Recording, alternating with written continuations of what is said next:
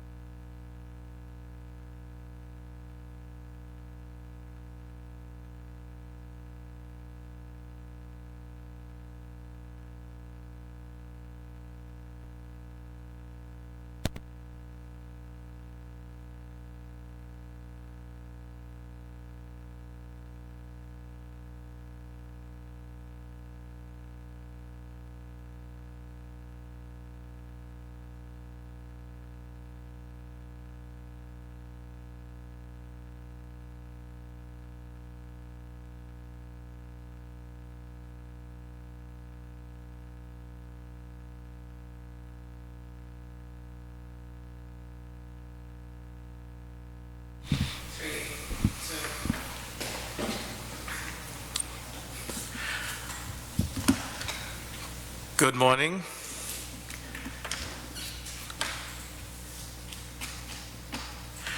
Today I'd like to talk about the public health measures in response to COVID-19. I'll give a statement and then we'll open for questions.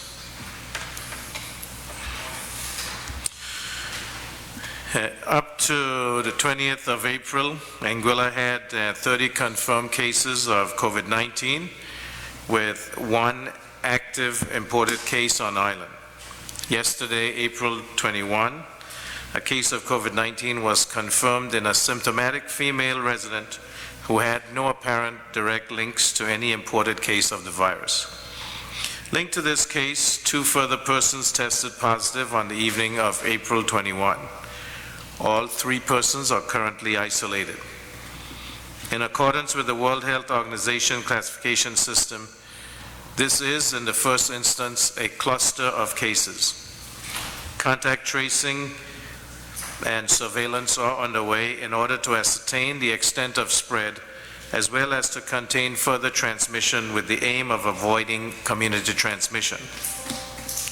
In light of this development, the Executive Council today agreed to implement measures which are in line with Stage 3 of the escalation of measures plan previously passed and will come into effect at 23:59 or 11:59 p.m. today, the 22nd of April, and will remain in force for 14 days in the first instance.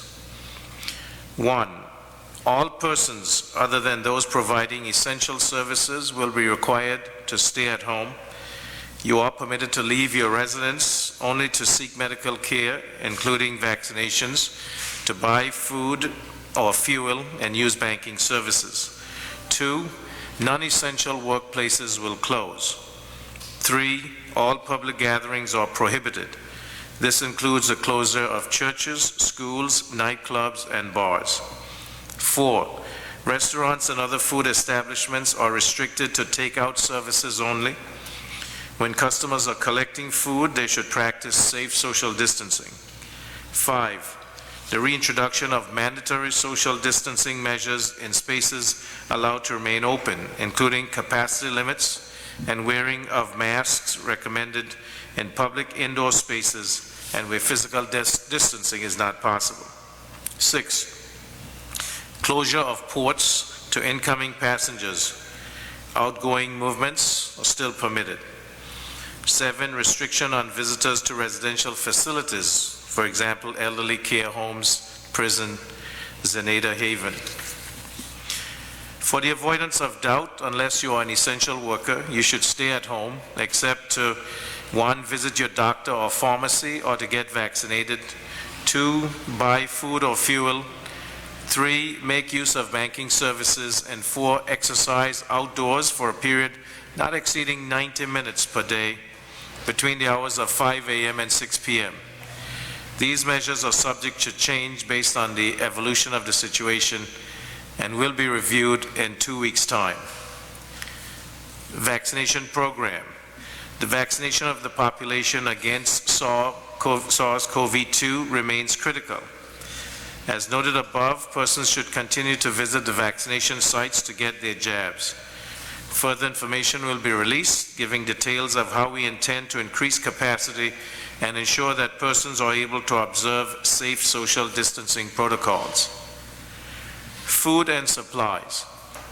The shops remain open and are well stocked. We ask you not to panic buy or hoard. Playing your part. The steps we have all been taking are in order to keep us safe. Once again, we urge you to take the simple steps that save lives. Frequent hand washing. If water is unavailable, use an alcohol-based hand rub. Covering coughs or sneezes with a disposable tissue on the crook of a flexed elbow. Avoid contact with persons who are ill with symptoms of acute respiratory infections such as fever or cough. Regularly cleaning surfaces and objects that are frequently touched or handled.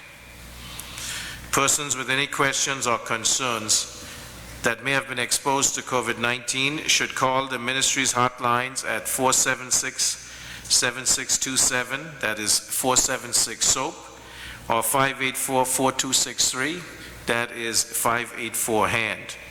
Additionally, persons who have been vaccinated and experience any side effects or adverse reactions are encouraged to report this at 235-4357 or 235-HELP. The Ministry of Health will continue to provide timely updates through our media partners, our official Facebook page, or at www.beatcovid19.ai. Thank you for listening. I'll now open up the floor for any questions. The health team is here, the Chief Medical Officer and the Permanent Secretary of Health.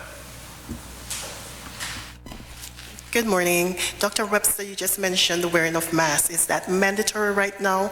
You mentioned in public places. Does that apply to government offices as well?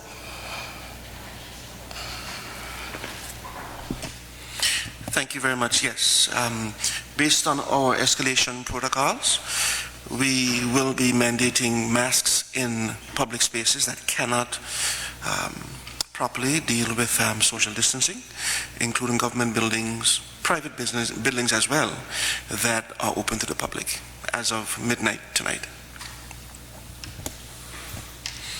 Before we move on, just a clarification. I think there may be a little confusion with regard to the 30 cases mentioned earlier. We do not have 30 cases of COVID in Anguilla. There's a question that came up on Facebook just now. We've had 30 cases total since last March, between then and now. Currently, the numbers that we have on Anguilla are the 3 cases we identified last evening. Those are the 3 active cases that we have isolated right now. The 30 cases are not cases as are active in Anguilla. Those are the 30 cases that would have been total in Anguilla since last March.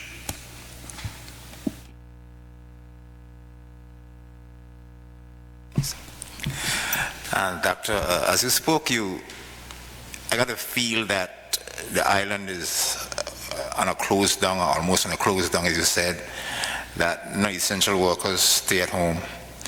How far does this affect government and banks and so forth? Thank you for that question. The country is on a pause. Banks will remain open.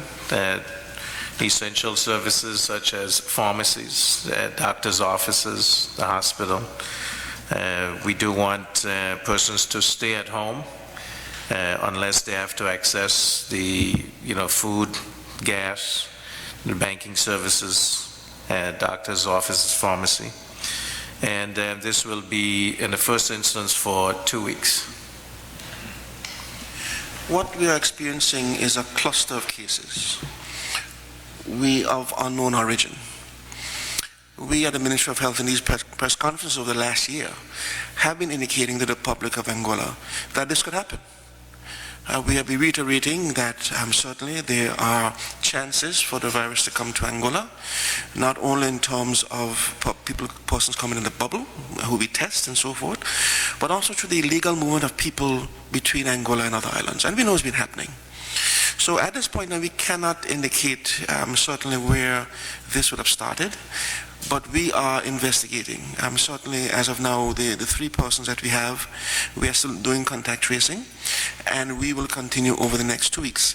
And people have been asking why 2 weeks. 2 weeks is critical because that is an incubation period for the SARS-CoV-2. It gives us a time to pause, to find out what's happening in the community, so that we can begin to step out knowing what the status is in the country. So it's critical for us at this point in time to pause at this moment to figure out what is the epidemiological situation in Anguilla with regard to SARS-CoV-2. So that's why 2 weeks. And just to further elaborate on that, we see it as I know persons are panicked. We see it as a very good moment to control the situation while we figure out what is going on. It's a cluster situation at this point in time. We're trying to avoid the dreaded community transmission. What the 2 weeks will do is will shut down whatever is happening in terms of individuals seen and unseen while we do our contact tracing. So we're sacrificing a few days literally to contain the situation, and that's a pretty powerful thing.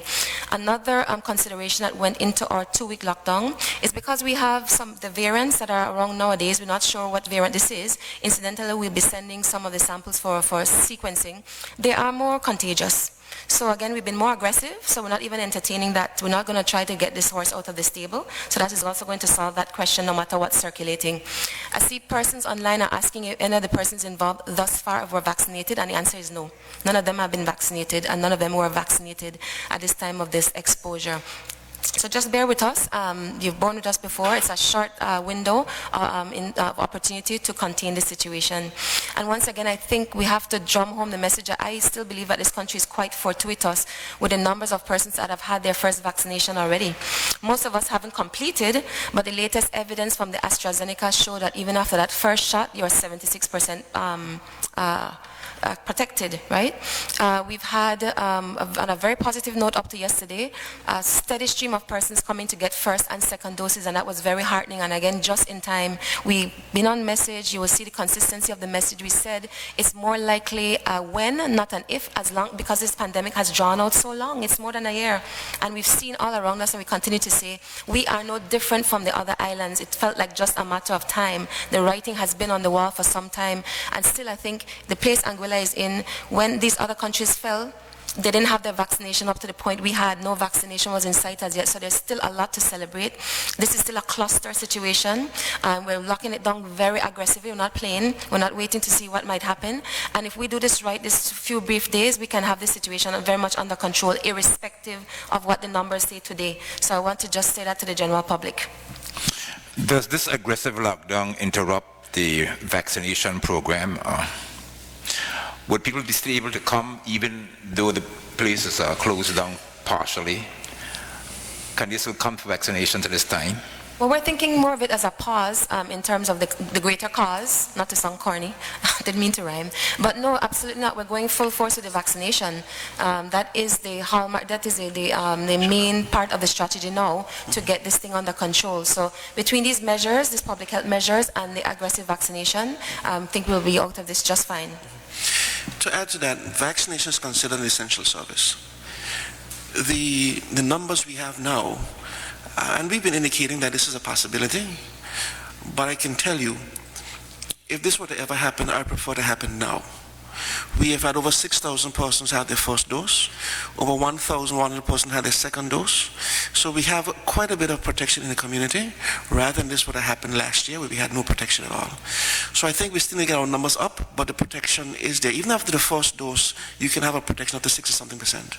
And even after the first dose of AstraZeneca, it's possible to stop unknown transmission considerably. So if we ever had to pick a time when this would happen, this would be the time, even though we prefer our numbers were higher. What I can tell you though, when we were speaking about vaccination over the last few months, I think people are beginning to realize now what we were talking about, right? It is impossible for us to predict when this would have happened. But I think because we managed the process so well over the last year, and we've gotten the community to a point where you can now vaccinate, you can see the measures we put in place and the wisdom behind what we're doing. So the science has been guiding us, and the science will guide us again. I think for the next 2 weeks it is critical that we take a stop and take a pause so we can figure out what is happening to shut it down. I think we had indicated the last press conference I was at, that July 1st was a date that we had indicated we would begin to have persons come in who are vaccinated, who would not have to quarantine and so forth. If we get it right over the next 2 weeks, that July date can still remain. So this pause now is for us to take stock very aggressively to ensure that we have a pretty good idea what's happening epidemiologically and virus-wise, so that we can begin to ramp back up to open up to some extent on July 1st. So we have our eye on a long game. We have our eye on ensuring that Anguilla benefits in the long term. So for the next 2 weeks is a short pause for us to understand the situation. So the question was asked about construction workers. Those will continue as we did previously. And guests on island will be restricted to the property. So as you can see from the release, the restaurant services will be for takeout only, so some of those bubble activities have to go away. And as we said, the ports are open for persons to go out, but no incoming activities for this next 2 weeks, starting at midnight tonight. Mr. Rogers, you said that the persons are asymptomatic. And you said no link to any imported cases. I'm just wondering how wide do you think your investigation will be? Do you think it will be a wider net, a larger portion of persons being affected? Well, we're still investigating. We can't say definitely yet exactly where the origin was or the etiology, but we are still investigating, so I don't want to give any prescriptive answer just yet. But what I can say is the team has been working very hard through the night. I must commend our contact tracing team who haven't slept since yesterday evening into this morning, trying to track down this. So what we can say at this point in time is we're not yet certain of the origin, but hopefully we can get that information quite soon. What does this do to our international status? Because I know guests were coming here because we were quote-unquote COVID-free, and I already saw tourists put out something saying she's positive and she got it from a local person. So when you have messages like that, what is the word now coming from the tourism officials at the Ministry of Health? Well, it is what it is. If in fact she got it from a local person, she got it from a local person. And in public health, we don't shy away from those answers. We give the facts, we give the answers to what really matters, and I think the people of Anguilla have appreciated the Ministry of Health for being very factual and very straightforward. So if indeed it was contracted from a local person, that is what it is, and that is what we have to report. But I think over the next 2 weeks, our aim is to shut it down so that after that period of time we can say there are no cases on island. The cluster has been covered, and then we can move on. You're saying it is what?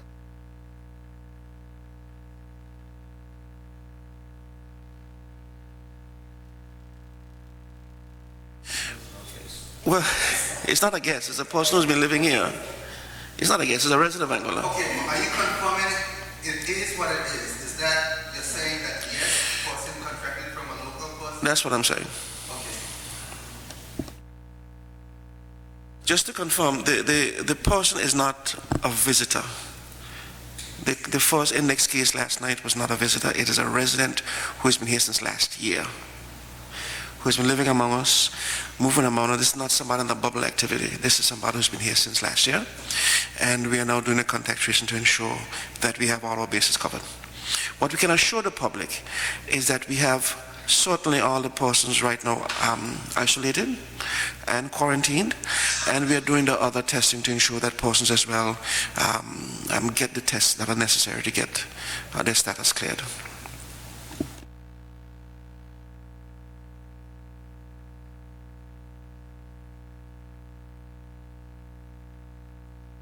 What we can indicate, we have the Premier in his presentation indicated our hotline number and our other contact numbers. If there are persons who think they've been exposed, please make contact and we will take it from there.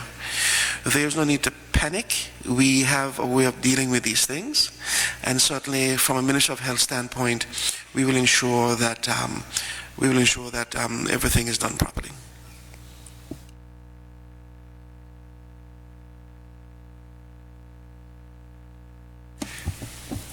Dr. Aisha, I'm going to ask you, yes. The difference between the cluster and the community spread, really you can think of the cluster as one step before, in the sense that there were links, there was a common exposure in some social gathering and so on. With community spread, which now has 4 levels, 1 through 4, 4 being the worst, you're thinking of widely disseminated disease, you lose those linkages, it's just all over the place. So if you think of it that way, it alludes to a slightly better situation when you have some degree of control and some links that you can follow. When you have it so dispersed in your community, that's community spread, and you have from low incidence, that's level 1, to 4 where it's really just rampant, right? So we're here, and that's why we're trying to manage the situation. We're at the cluster phase, and we'll see what the next few days and weeks will tell us in terms of the extent of spread, and if there are more clusters or more spread onto community spread. But at this point in time, we can say definitively this is a cluster, and we treat it as such. The measures will abate whatever is happening. However it's qualified at the end of the day, the measures that we're putting in place urgently will stop transmission regardless of the categorization. So that's why we're anxious to get on that. Another thing that has come to the fore, and alludes to the question you asked before, in terms of how extensive the community, the contact tracing will be. And the answer is it's as wide as it needs to be. You define your contacts, you look at the person's activities. We would have said several times before, your contact is basically the positive person who is in contact with this person less than 3 feet, more than 50 minutes at a time, extensive physical interaction and that kind of thing. So we've already seen that the persons involved are quite active socially, and that also begs the question of locking this down sooner than later. If you had a situation where there's a couple or a meeting another couple in a different villa or something like that, where the contacts were limited, then we would have been more less urgent in our action. But that's also something that has factored in terms of our sense of urgency is just managing this situation. So regardless of what's going on, what we are proposing now will contain and will prevent further transmission. One of the questions has been asked as well about residents returning home to Anguilla. As of this point in time, for the next 2 weeks, ports are closed. And that is for a couple of reasons. We're not allowing anybody to enter because we need to get a sense of what's happening on island. And secondly, because of the limited resources we have, if we're going to be contact tracing and testing for the next couple of days and so forth, we need all the resources on island to ensure that we have a good idea of what's happening in the country. We cannot split our human resources between contact tracing and testing on island and at the ports at the same time. It's just not possible, and certainly we want to ensure that for the next 2 weeks we do this correctly. So for the next 2 weeks, just like last year, we ask people to bear with us. It's only 2 weeks until we can get a grip on what's happening. Just to follow up faster on that, which means then that no tourists would be entering the island within the next 2 weeks, correct? That is correct. Okay. Doc, from last year to now, I know we've had one variant. Are there any indications saying that we have a second variant in Anguilla? Well, to answer your question, incidentally, a last batch of imported cases we had, and so that could not be considered variants in Anguilla because it was a contained situation of imported cases, and we were contributing to the literature. Those were actually the UK variant, but those were imported cases with no onward transmission. What we propose to do with these cases as they emerge, we will be sending them for the genetic testing, so we should have that information within a week or so. To CARFA, and they send it on to the University of the West Indies, and they have been doing the genomic sequencing for the Caribbean. The questions asked about fishing. We will not restrict fishing, but also with that, border control is now something that will be ramped up again to ensure that we have protection from persons coming in illegally. What does this do to government's finances? Because we know border protection is quite expensive, and we know funding stops from the UK. So what does this do? Will we reach out to the British government again? Well, we have to protect the people of Anguilla, and whatever that entails, we have to do that. So right now, the funding stopped for the special constables, and the government of Anguilla committed to continuing that. And, we have to, however we find the financing, we have to make sure that we protect the people of Anguilla. So that's why We thank the health team for, their commitment to this, their hard work, and taking that responsibility. This administration will act responsibly to make sure that we protect the people of Anguilla, and certainly, we need to find funding. We'll have to. From a Ministry of Health standpoint, we always look at economics. You cannot have a healthy population without having an economically viable population. Certainly for the next 2 weeks, we think that protecting the economy is also necessary for closing down the country is also necessary for protecting the economy. We understand that the difference between a cluster and community spread, and our actions right now are geared at preventing community spread so that we can contain the cluster, so that we can open back up rather quickly. That is a priority right now. That is the goal right now. Our only goal right now is to ensure that there's no community spread. Once we can ascertain that, we will be able to open back up. I have a question from online. It says, what about residents who are already en route to Anguilla? Well, that's a very good question. At the end of the day, we have to ensure that the country itself is protected in terms of the borders and reintroduction of any of the new variants or any of the new issues. So we understand that. We would ensure that persons who cannot get in before tonight, please postpone your travel. Just postpone it for 2 weeks. If I understand, Doc, this person was in Anguilla for a year, you said. Are you saying that? They were here since last year? Since last month. 6 or 7 months. And of course, they would have been tested and quarantined during that, when they entered. I mean, for that length of time, how real is the risk that they could have contracted this problem before, long before now? Oh, there's no way. This is not an old case. This is an acute case. So that, this is a new situation. That person cleared quarantine, and she's symptomatic, and the test and the results of the test, and even the history and the symptomatology of the person she was in contact with, this is just an acute infection. Right? There are stories and theories about how this could have jumped into the local community at this point in time. Viable theories, but the point is we are where we are, and this is a new infection. She didn't come in with this in October, certainly not. One of the good things about our machinery is that we can detect the recent nature of infection. We can detect whether an infection has been quite recent, whether it's an old infection, whether it's a resolving infection, or whether it's an increasing infection, by something we call the cyclic threshold. So we can have a pretty good idea whether this person is a new infection or old infection, and certainly the evidence is that this person is a new infection.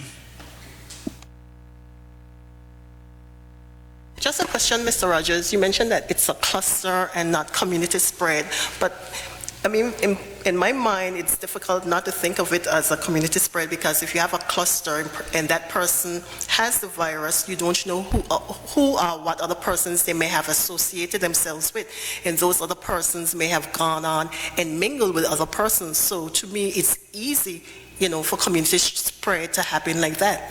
So that is the point of the investigation. Remember, we opened by saying in the first instance, this is community spread.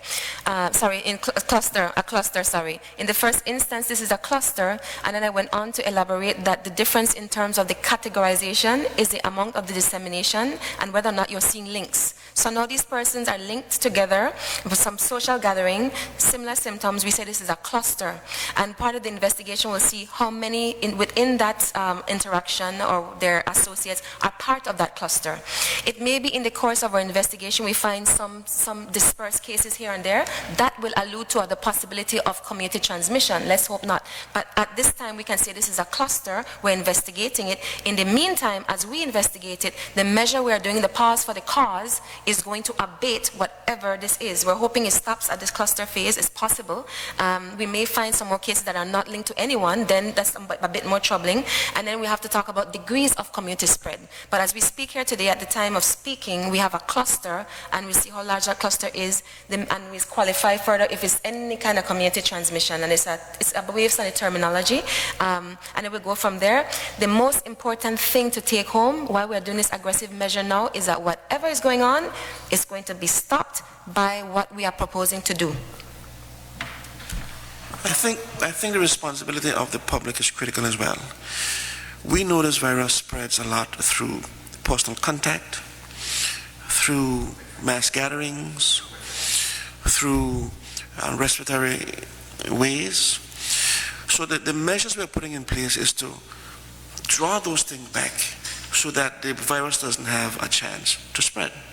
So the measures we're putting in place, the public is very important in following these instructions, the closing of the bars, the closing of other areas that we have possible mass gatherings, churches and schools, the social distancing, the wearing of masks in some public areas.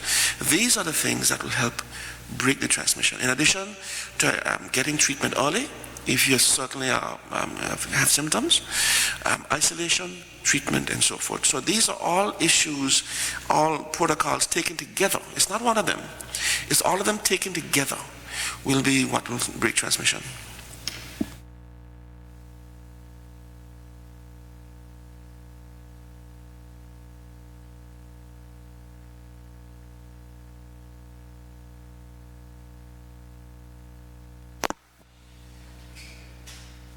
At this point in time, there's no way to social distance worshiping safely. It's not possible. You're going to be singing and praying, and in fact, if you recall, in the US last year, most of the spread was in churches. There was this one guy who infected an entire choir because he sang in a choir. There's nowhere to worship safely in social distance. So we understand the issue, but at this point in time, because of the public health emergency, because of the public health issues, we have to put a stop to some of these activities. Just repeat the stay in place for persons in the hotel again, please, for the public. Yes, because of the activities that we are looking at, we are indicating that all persons at hotels must stay in place at this point in time. The bubble activities in terms of travel outwards and so forth, all of those things will cease until further notice.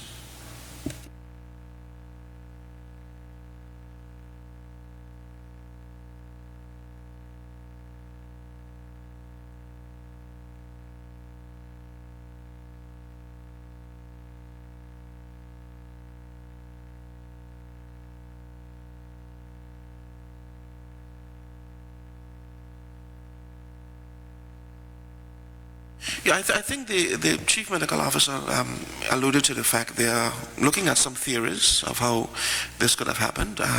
We don't know yet, but certainly we're going to track down every possible option. One of the things we have always indicated is that the protocols are only as good as we work them. And we have indicated over and over that the protocols that were put in place for the bubble activities were for the protection of the guests and the protection of the community. But protocols only work as well as we manage them.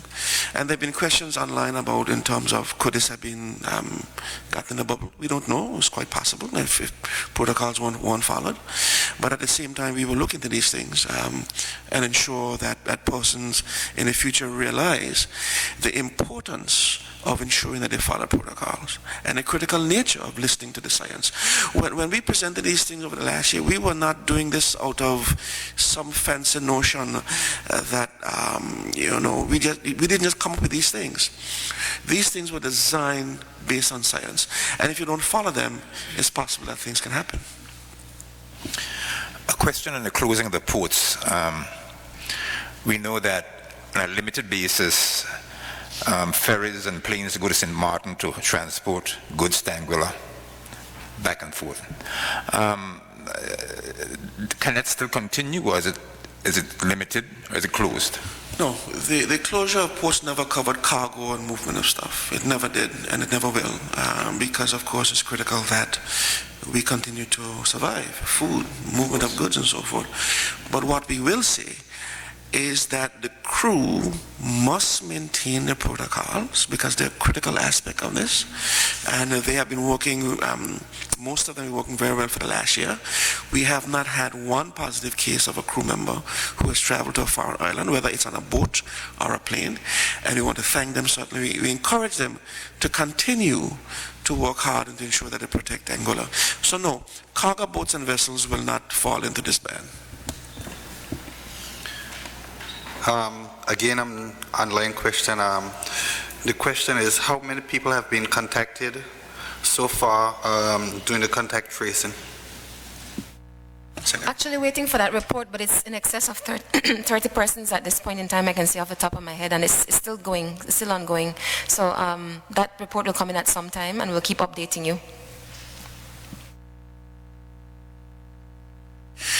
Yeah, just to reiterate, persons who are on the way to Anguilla arriving today, they can arrive today. We will not stop anybody from coming today. The closure of ports is midnight tonight.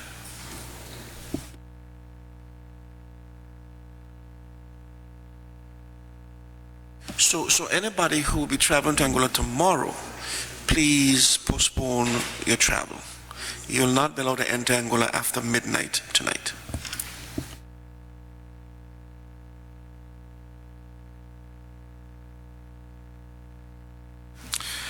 Any other questions? Yes. Certainly I want to thank the people of Anguilla for the support over the last year, for the program, for the protocols, and for me personally. As you can tell, I did not have a stroke. As you can tell, I did not have an embolism. As you can tell, I was not flown out on an emergency medical evacuation. What I can say, thanks to the Premier and my supervisor, my friend, as you know, as public officials, sometimes we have to make certain information public as public officials. Many persons in Anguilla know I sing. I'm a vocalist. I also play saxophone, and I talk a lot, as you can tell. And the Premier was at a concert I was at a couple of Sundays ago, and my voice wasn't behaving very well at all. And following that, an executive council 2 days after, he picked up something was happening, and we went to his office, and he found some polyps on my vocal cords. I was asked to remain at home by him. He put me a lot of medication so that my polyps can resolve, so I can be able to sing again, so that I don't have any permanent damage to my vocal cords. So I have been at home resting. I have not even taken my second dose as yet. My second dose will not be taken until next week. I was supposed to take it last week, but because I've been out on sick leave, I haven't taken my second dose as yet. I will be taking my second dose next week. So I want people to realize there is a lot of misinformation out there. And there's a reason for this. There are a lot of people who are trying to put a spanner in the works of Anguillians, and are trying to put a spanner in the works of Anguilla development for many different reasons. Some of them have their own selfish reasons. I will not go into that, but I will say, I want people to realize that you have to try and get information from the most credible source. When persons are going to go down the road to as far as to say that I have been flown out because of COVID vaccine without even knowing the details of my health situation, without even knowing the details of my personal situation, it is not only alarming, but it is disconcerting. And it is certainly something that I wish Anguillians will take a step back from. It's not everything you hear in Anguilla is true. In fact, most times, most things you hear in Anguilla is not true. So what I can tell you, I am doing much better. I'm doing fine. The advice I got from the Premier, my doctor, has been very good. He has put me back on the road of recovery. As you can tell, my voice is much better than at the last press conference we had. I was barely speaking properly. I want to thank persons who supported me 100%, my family and my friends, and I want to, those persons out there who have been on the other side disclaiming and making disparaging remarks. I want to thank you as well for the resolve and for the strength you have given me to ensure that I continue my hard work and continue to work on behalf of the people of Angola. Thank you very much. Someone who's away on medical, treatment, they're wondering what their position going to be when they're returning home during the 2 weeks. What's the status on persons on medical leave abroad? If there are persons who are abroad right now, who are abroad on emergency medical treatment, whether they were taken out by ambulance or not, and have to return on the ambulance, we will make arrangements for those people to come back because they'll come back to the hospital. At this point in time, those persons who are not coming back to a secure facility, we'd have to look at that on a case-by-case basis, but the ports will be closed, so there'll be no way for planes to come in or boats to come in. So we will ask you to shelter in place until further notice.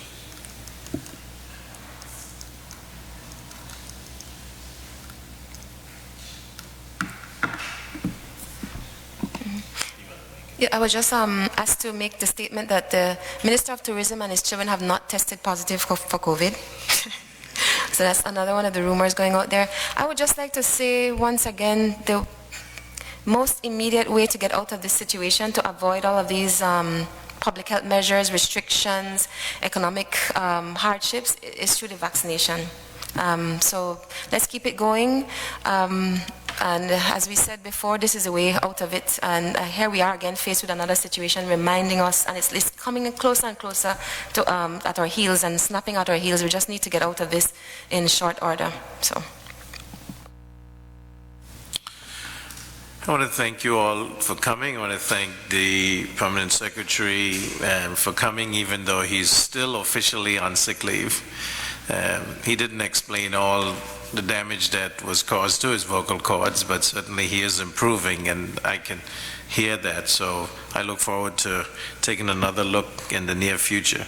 I thank the CMO for the constant work to make sure to keep us safe. This is an unfortunate situation.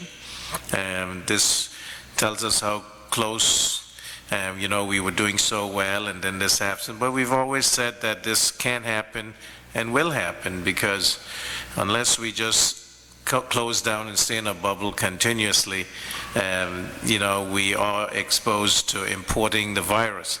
Now we're seeing that the virus is here, and there's no direct link to it coming in as yet. We haven't found that as yet. But due to the investigations going on, the contact tracing, that's what we're trying to ascertain. So it's unfortunate that we have to go into this pause, but it is essential to protecting the health of the community, because the last thing we would like to have, that we don't want to see happen here, is we don't want to see that this gets rampant in Anguilla. Our healthcare system cannot take that. Our financial system cannot handle that, and certainly our people do not deserve that. So we'll do this. Everybody has to play their part. Stay home if you don't have to come out, and for the next 2 weeks, we all can do that, and hopefully we curb this, even if it has gone out of the cluster. We curb the spread of it. We get back to good health.